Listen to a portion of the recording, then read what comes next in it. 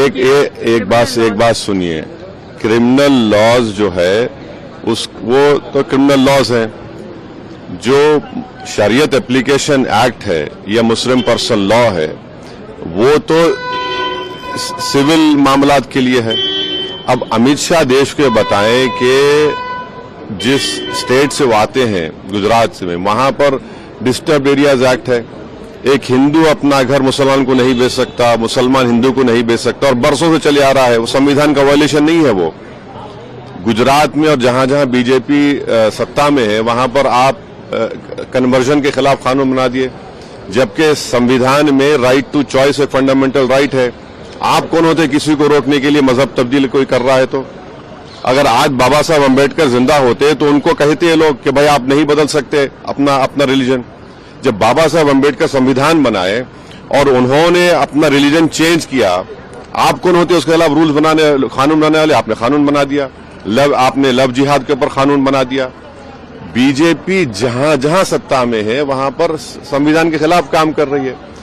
गोवा में बीजेपी की सरकार है, वहां पर कानून यह है कि अगर कोई 25 साल और 30 साल के दरमियान में कोई हिंदू महिला है, वाइफ है, और अगर वो इस उम्र के दरमियान में बेटे को जन्म नहीं देती है तो उसके हस्बैंड को दूसरी शादी करने का राइट है। उसको निकलवाइए। आप कानून बना रहे हैं कि कौन क्या खा सकता है, क्या नहीं खा सकता। आप हरियाणा में गौरक्षक को पुलिस पावर्स दे रहे हैं कि वो पकड़े और मारे लोगों को। ये संविधान में है क्या? ये तो ये साफ जाहिर होता है कि अमित शाह और बीजेपी में एक डिस्क्रिमिनेटरी, उनके पास एक पॉलिसी है मुसलमानों के खिलाफ। और भारत के संविधान में फ्रीडम ऑफ रिलीजन एक फंडामेंटल राइट है। आर्टिकल 26 में रिलीजियस डिनोमिनेशन को इख्तियार है कि अपने मजहबी इदारों कायम करे। तो ये दोनों फंडामेंटल राइट्स का वायलेशन कर रहे हैं।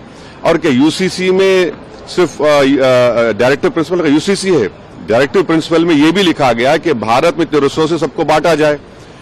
डायरेक्टिव प्रिंसिपल में यह भी कि शराब पर पाबंदी आयद कर। अमित शाह शराब पर पाबंदी क्यों नहीं आयद करते पूरे देश में? चलिए करिए, क्यों नहीं करते आप? डायरेक्टिव प्रिंसिपल में बहुत सी चीजें। एक बात सुनिए।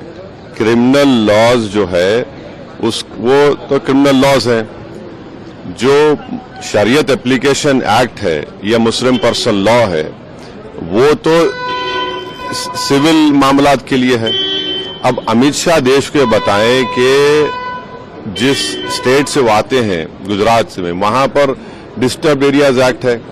एक हिंदू अपना घर मुसलमान को नहीं बेच सकता, मुसलमान हिंदू को नहीं बेच सकता, और बरसों से चले आ रहा है। वो संविधान का वायलेशन नहीं है। वो गुजरात में और जहां जहां बीजेपी सत्ता में है वहां पर आप कन्वर्जन के खिलाफ कानून बना दिए, जबकि संविधान में राइट टू चॉइस एक फंडामेंटल राइट है। आप कौन होते किसी को रोकने के लिए? मजहब तब्दील कोई कर रहा है तो? अगर आज बाबा साहब अम्बेडकर जिंदा होते तो उनको कहते हैं लोग कि भाई आप नहीं बदल सकते अपना रिलीजन। जब बाबा साहब अम्बेडकर संविधान बनाए और उन्होंने अपना रिलीजन चेंज किया, आप कौन होते उसके खिलाफ रूल्स बनाने, कानून बनाने वाले? आपने कानून बना दिया। आपने लव जिहाद के ऊपर कानून बना दिया। बीजेपी जहां जहां सत्ता में है वहां पर संविधान के खिलाफ काम कर रही है। गोवा में बीजेपी की सरकार है, वहां पर कानून यह है कि अगर कोई 25 साल और 30 साल के दरमियान में कोई हिंदू महिला है, वाइफ है, और अगर वो इस उम्र के दरमियान में बेटे को जन्म नहीं देती है तो उसके हस्बैंड को दूसरी शादी करने का राइट है। उसको निकलवाइए।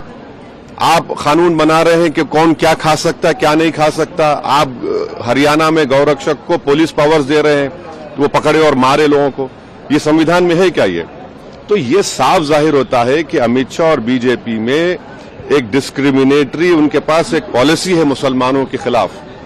और भारत के संविधान में फ्रीडम ऑफ रिलीजन एक फंडामेंटल राइट है। आर्टिकल 26 में रिलीजियस डिनोमिनेशन को इख्तियार है कि अपने मजहबी इदारों कायम करे। तो ये दोनों फंडामेंटल राइट्स का वायलेशन कर रहे हैं।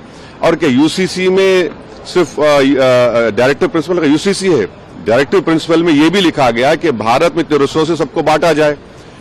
डायरेक्टिव प्रिंसिपल में यह भी कि शराब पर पाबंदी आयद कर। अमित शाह शराब पर पाबंदी क्यों नहीं आयद करते पूरे देश में? चलिए करिए, क्यों नहीं करते आप? डायरेक्टिव प्रिंसिपल में बहुत सी चीजें। अगर आप ये वीडियो YouTube पर देख रहे हैं तो हमारे चैनल को सब्सक्राइब कर बेल आइकन दबाएं, और Facebook पर देख रहे हैं तो हमारे पेज को लाइक करें। 8 मिलियन प्लस सब्सक्राइबर, आपके इस भरोसे के लिए बहुत धन्यवाद।